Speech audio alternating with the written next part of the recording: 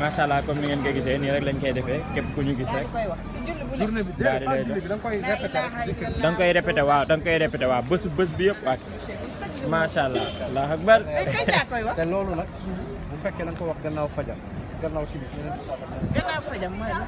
boo julee fajar ba pare. ak la avant timis. avant timis wala mooy 5 heures.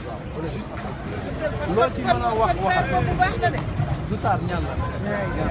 jaajëf waay macha allah jërëjëf.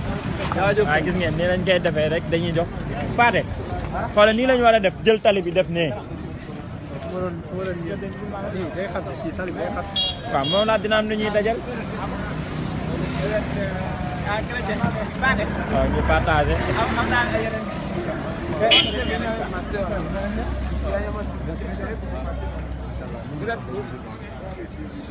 Est-ce que vous avez une connaissance? Si vous avez, vous êtes de quelle obédience?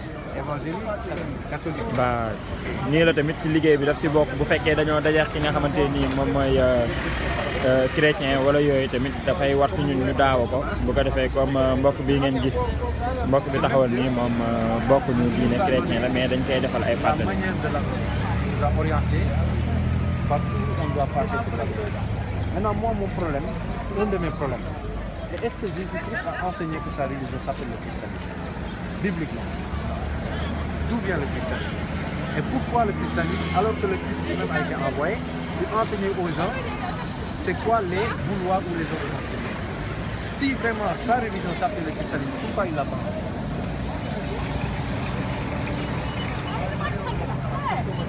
Là c'est un premier problème. Deuxième problème, tous les chrétiens croient au péché originel. Est-ce que Jésus-Christ a enseigné le péché originel? Puisque les chrétiens ils disent que c'est la cause pour laquelle il est venu pour laver ce péché-là. N'est-ce pas? Ce qui est appelé le salut par la mort de Christ à la croix, qui efface les péchés. C'est ça qu'on appelle la rédemption. N'est-ce pas? Mais où est-ce que Christ a enseigné que les enfants d'Adam ont hérité du péché d'Adam? Le péché originel, c'est le Christ lui-même, il a été baptisé pour... Il a été baptisé, donc lui il était pécheur. Non mais, tous, on est tous à la base pécheurs. Mais Christ n'a jamais enseigné ça, c'est ça le problème. Oui mais il s'est baptisé lui-même déjà, pour montrer l'exemple. Mais non, parce que l'être humain, naturellement, il n'est pas parfait. Il peut commettre du bien comme des péchés. Mais l'être humain n'hérite pas du péché de quelqu'un d'autre. Qu'est-ce qu'il te le dit? Quand tu parles dans Ézéchiel 18, verset 20 à 21, il dit que le Père ne portera pas les péchés du Fils. Le Fils ne portera pas les péchés du Père. Chacun sera responsable de ses propres péchés. Donc nous, on n'a pas porté les péchés d'Adam. Mais naturellement, on a été créé comme ça, avec le libre arbitre de choisir le bien comme de choisir le mal. Parce que toi, si aujourd'hui on te donne deux plats, un plat qui contient de la nourriture qui est bonne et un autre qui contient des pourritures, tu vas prendre la nourriture. Parce que tu as le libre arbitre de choisir ce qui est bien et ce qui est mal. Et l'enfant qui n'a rien commis, comment il peut porter le péché d'Adam et Ève alors que lui-même il n'a pas commis ce péché? La Bible dit le contraire. Et Jésus-Christ lui-même dit que les enfants sont purs, sans péché. Pourquoi? Parce qu'il fait ressembler le paradis aux enfants. Il dit laissez les enfants venir vers moi. Car le royaume des cieux est pour ceux qui les ressemblent. Car les enfants sont purs. Et le prophète Mohammed sallam a dit que les enfants naissent purs, sans péché. Donc il n'y a pas de péché originel. Maintenant, d'où vient cet enseignement-là? Ça ne vient pas de Christ. Et dans Amos 3:7, il est dit là-bas que Dieu ne fait rien sans pour autant l'enseigner ou bien l'inspirer à ses serviteurs les prophètes. Donc aucun prophète de la Bible n'a enseigné le péché originel. Aucun prophète de la Bible. Pourquoi les chrétiens y croient? Et je vous rappelle quelque chose, vous prêchez un Dieu d'amour. Nous prêchons un Dieu d'amour. Dans le Coran, Adam et Ève ont été pardonnés. Allah il dit qu'ils ont reçu des paroles de leur Seigneur après avoir péché et Allah a agréé le repentir. Et s'il y a un repentir qui a été agréé, ce qui signifie qu'il n'y a plus de péché. Et c'est ça qui est logique. Sinon, l'enfant qui naît aujourd'hui, qui meurt aujourd'hui, va aller en enfer parce qu'il est mort pécheur. Il est mort pécheur avec l'état d'un pécheur. Et Jésus-Christ dit que les pécheurs ne rentrent pas dans le royaume ici. Qu'est-ce qui est plus logique, mon frère? Entre un enfant qui naît, La parole publique n'est pas, on peut pas voir la logique de la religion. si, on peut voir la logique. La logique. La justice, elle est logique. Oui, mais Dieu, la par religion, exemple, c'est te dit beaucoup de ne plus pas la faire. croyance. Attends, C'est beaucoup plus croire que comprendre Mais et voir la logique. Mais non, tu crois sur base des Écritures. Ta croyance doit se fonder sur des Écritures, n'est-ce pas? C'est comme aujourd'hui les mathématiques. Tu ne peux pas développer des théorèmes et des applications sans pour autant avoir des bases qui sont là, qui te donnent les applications, les règles, tout ça. La foi, c'est pareil. Tu ne peux pas croire en Dieu sans pour autant qu'il y ait des orientations, quelque chose qui te montre qui est Dieu. Est-ce que tu comprends? Je ne peux pas venir comme ça dire que l'arbre est Dieu. On va me demander pourquoi tu dis que l'arbre est Dieu. J'ai aucune source, aucune base pour démontrer cela. C'est pourquoi la foi, elle est toujours logique. La foi, elle est logique dans un cadre où on a des orientations, des textes qui viennent de Dieu qui nous disent. Est-ce que tu comprends? C'est pour ça que tu dis Dieu, il est juste. Il n'est pas injuste. Dans le Coran, Allah il dit Allah il ne fait pas d'injustice à ses serviteurs. Un enfant qui est né, qui n'a rien fait, il ne peut pas être considéré comme un péché. Pourquoi? Parce que le péché, selon 1 Jean chapitre 4, le péché c'est la désobéissance à la loi. Et l'enfant n'a désobéi à aucune loi puisqu'il n'a pas commencé encore à pratiquer les lois. Donc, si on retient votre argument, Oui. donc on peut dire qu'un enfant qui est né de la fornication, Oui.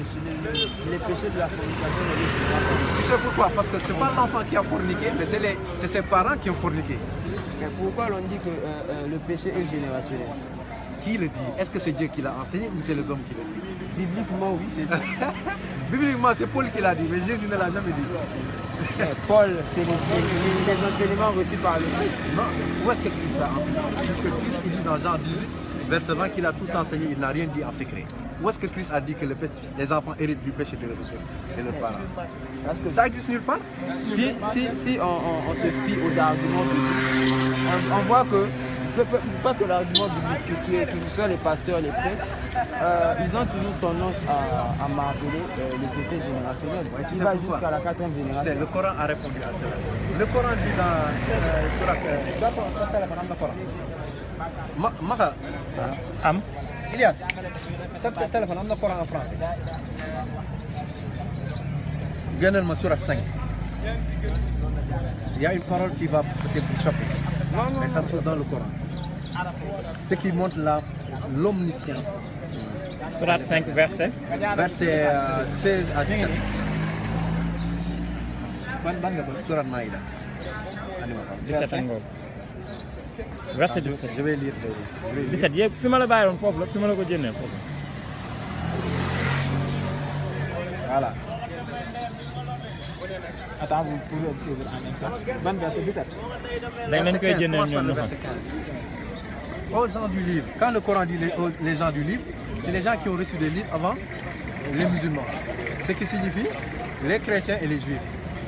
Il dit notre messager Mohammed vous est certes venu, vous exposant beaucoup de ce que vous cachiez du livre. Ah, c'est un. Qu'est-ce que vous cachez du livre? Ça c'est un. Et qu'est-ce qu'il dit encore? Et passant sur bien d'autres choses. Et tu ne l'écoutes pas, tu es un pécheur. Tu as refusé le mandataire de Dieu. C'est comme si tu as refusé Dieu. C'est ça qui était le péché. C'est pourquoi Jésus dit dans ça, si je ne leur avais pas parlé, ils n'auraient pas péché.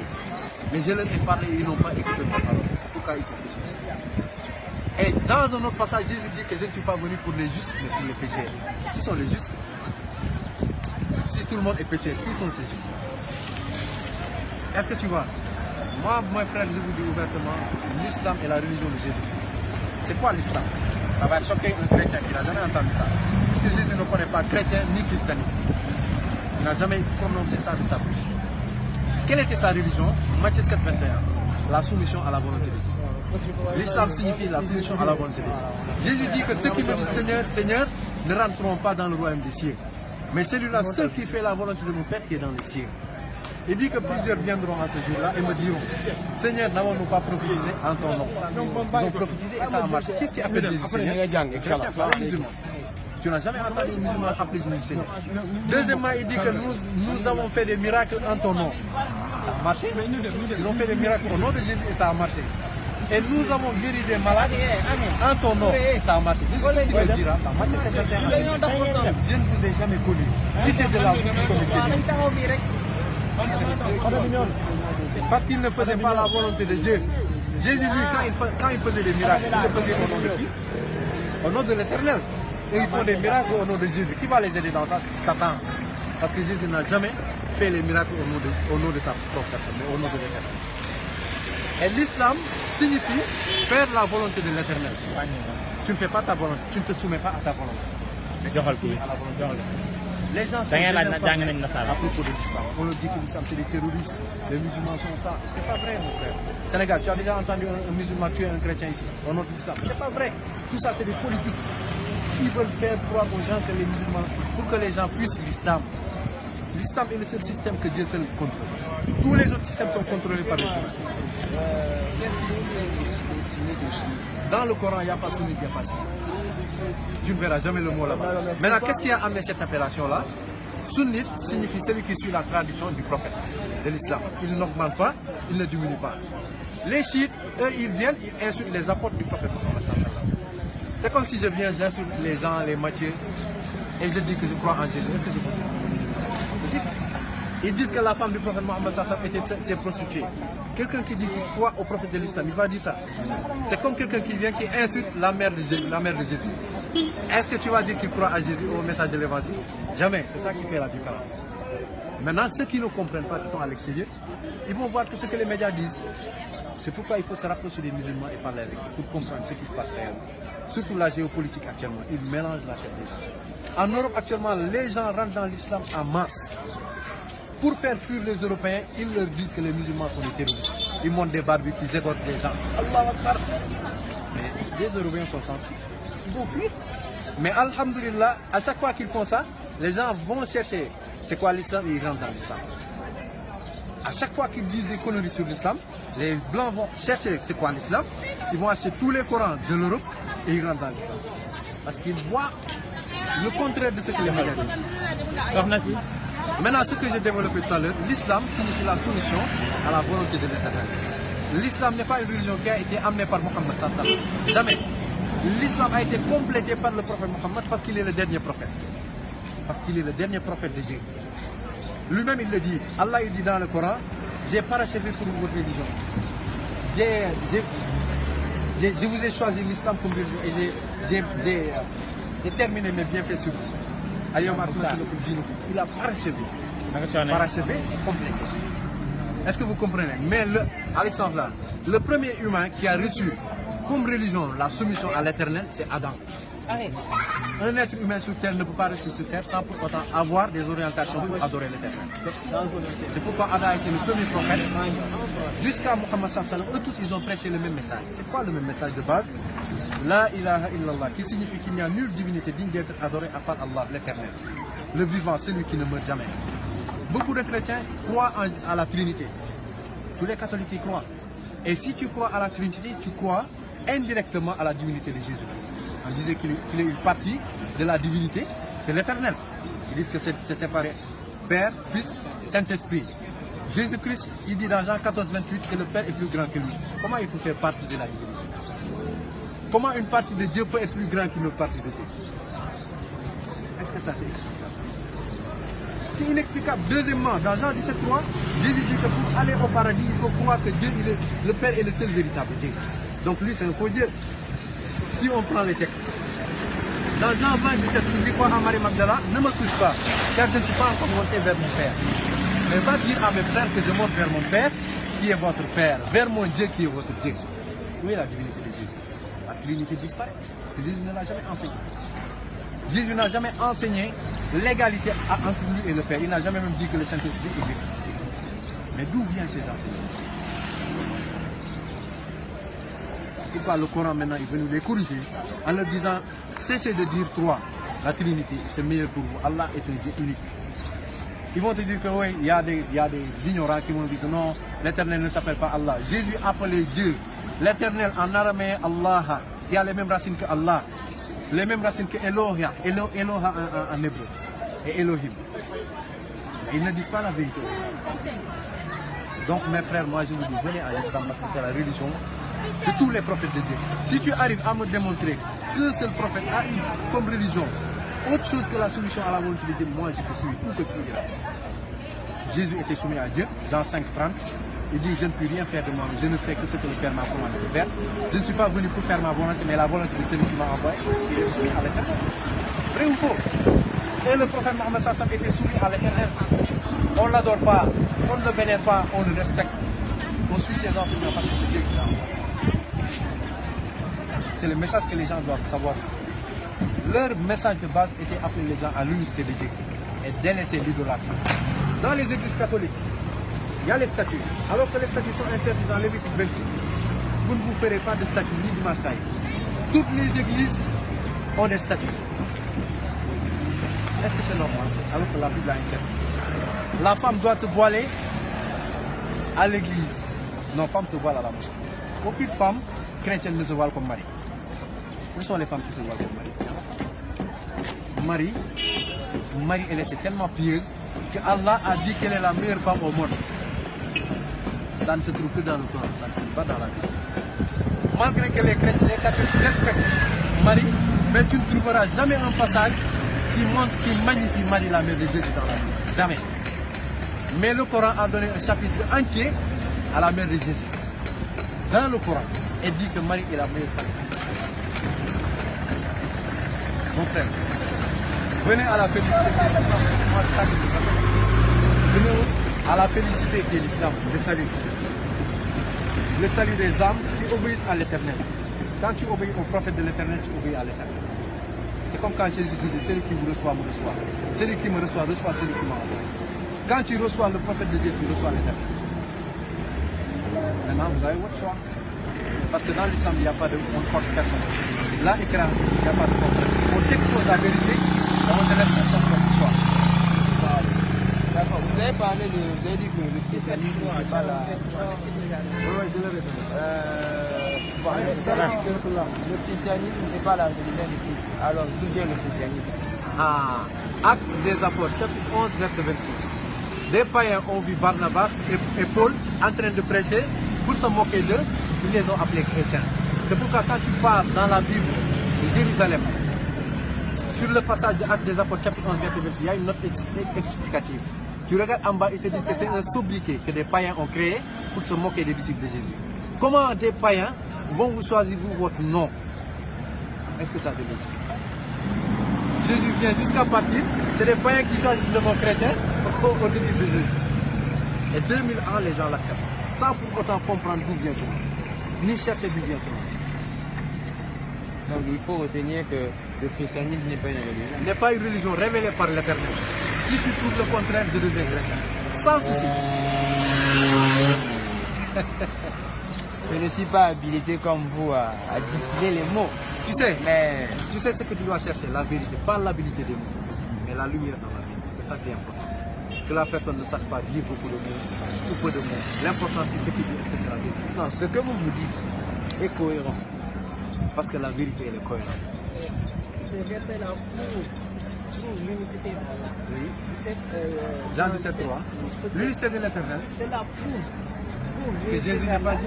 et c'est contraire à la Trinité. À la Trinité. C'est Et dans maintenant, la Bible. maintenant, si tu dis qu'il y a le christianisme, il y a le judaïsme, moi je vais te demander quelle était la religion d'Abraham? Quelle était la religion de Moïse?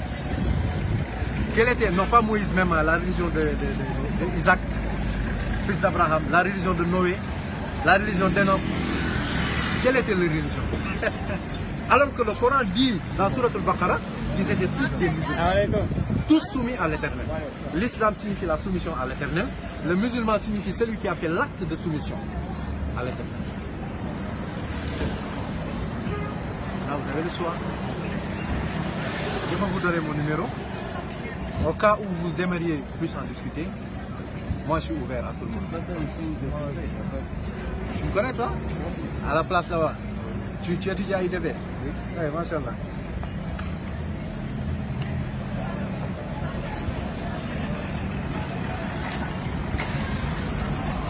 C'est quoi le nom?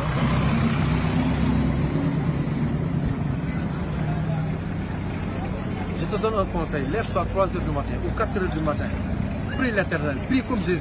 Jésus priait comme les musulmans. Dans Matthieu 26, 39, il se prosternait front contre terre. Il n'y a aucun chrétien sur terre qui prie comme ça. Moi, je le fais. Tu le fais parce que tu l'as hérité où? Des enseignements des prêtres. Je suis enfant de Dieu, non, mais 7, 8 ans. Comment vous vous prosternez? Comme les musulmans. Moi, je fais ma prière comme un musulman. Pourquoi? Parce que Jésus priait comme Avant ça. de prier, je me lave les mains, je m'étale les mains. Qu'est-ce qui t'empêche de devenir Oui, mais musulman? mon frère? en lisant la Torah, je l'ai appris dans la Torah. Oui, la Torah, il est dit que Moïse et On Aaron, n'a pas inventé notre religion. on l'a pas inventé. C'est une continuité.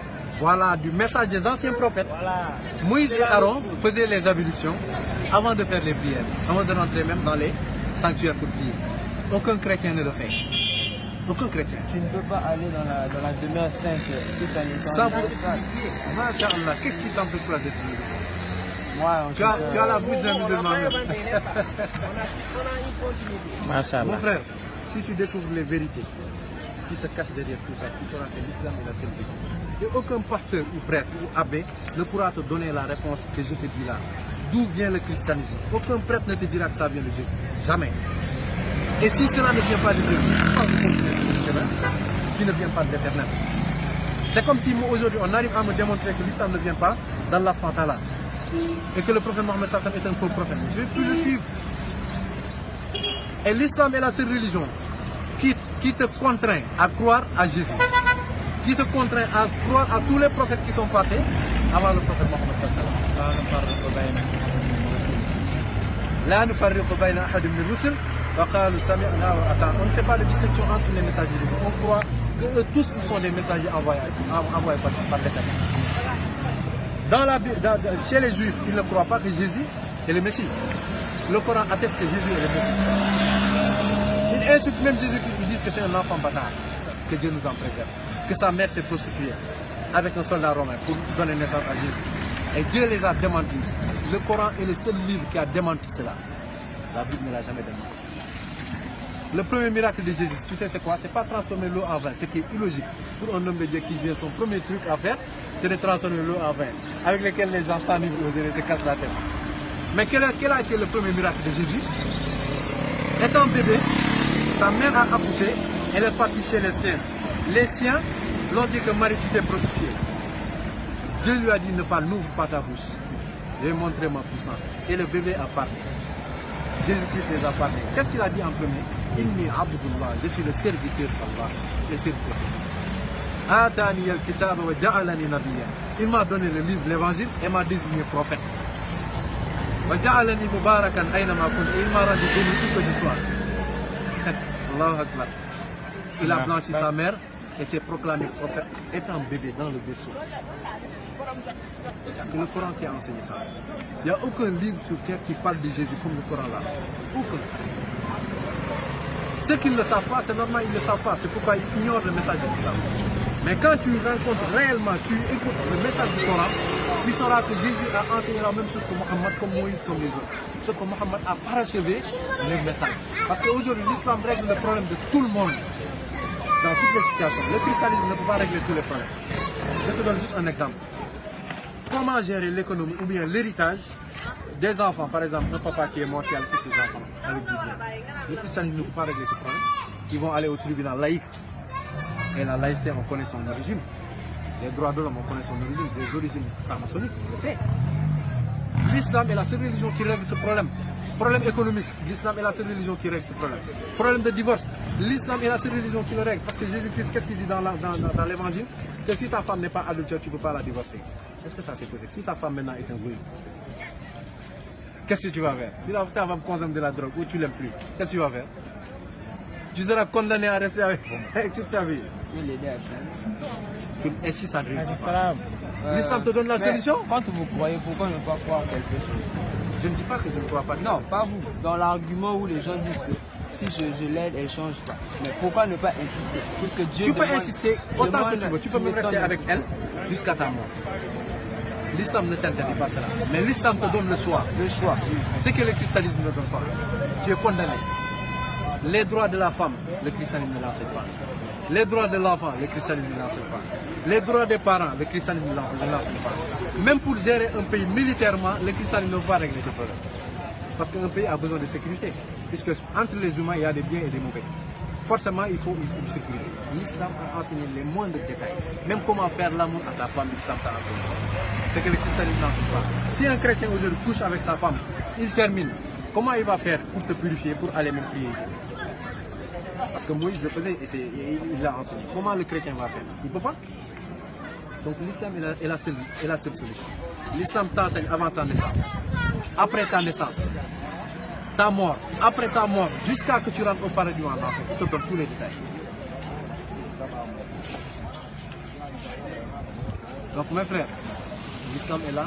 Si vous voulez vous attester que vous êtes des musulmans, vous dites Ashhadu an la ilaha illallah wa ashhadu anna Muhammadan Rasulullah et vous êtes musulman. C'est ça seulement qui fait rentrer dans l'islam.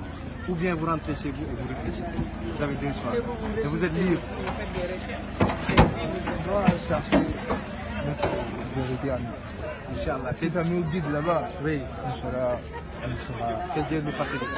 Et je te dis, Jésus, si on avait le temps, j'allais vous détailler tous les comportements de Jésus qui sont des comportements musulmans. Comment il salue Assalamu alaikum. Dans Jean 20, il est arrivé à ses disciples, il leur dit que la paix soit avec vous. Qui signifie Assalamu alaikum? On dit shalom, shalom. Shalom. Qui signifie Assalamu alaikum. Hein? Jésus n'a jamais prié dans les églises. Il n'a déjà jamais prié dans une église. Deuxièmement, il n'a jamais prié dans des églises avec des femmes où on chante. Nulle part dans la Bible tu verras ça. Aucun apôtre de Jésus n'a prié comme ça. Pourquoi les chrétiens prient comme ça aujourd'hui? Jésus priait prosterné, recherchant la face de l'éternel et la volonté de l'éternel, comme les musulmans. Et il disait que ceux qui prient le Père, Dieu est esprit, ceux qui le prient en esprit et en vérité. Il n'a jamais chanté, crié et tapé des... Jamais. Moi, je suis allé plusieurs fois dans les églises évangéliques, protestantes, qui sont catholiques. Il y a les femmes, comme sur les enfants de cœur, il y a les femmes qui chantent le choral. Il y a du tout. Ce qui n'a jamais existé avec Jésus-Christ, mais d'où vient cette religion?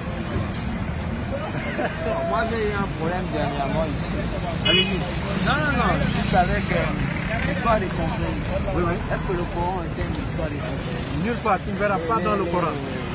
Comment les appelle déjà? Ceux des sérines qui vont aller mériter l'étudiant.